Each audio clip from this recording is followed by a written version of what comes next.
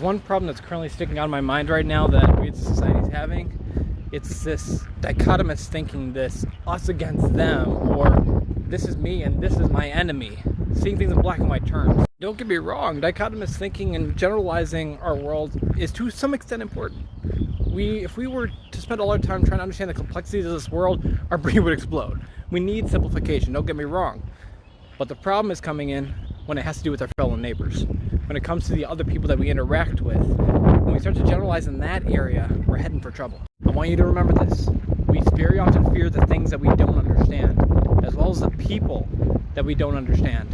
We create instead a caricature of that thing or that person in our minds about who we think they are. But then when we actually experience or communicate with a person, suddenly it's like, the fantasy is like gone. I was so inspired yesterday by the Joe Rogan podcast when he interviewed the gentleman Daryl Davis, who is an African-American musician who helped convert 200 people outside of the Ku Klux Klan. How do you do that?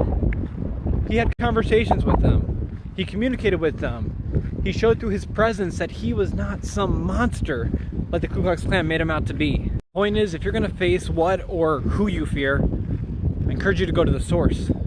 Because sometimes the opinions of your peers are dead wrong. At least those Klans members realized that when they started talking with Daryl Davis.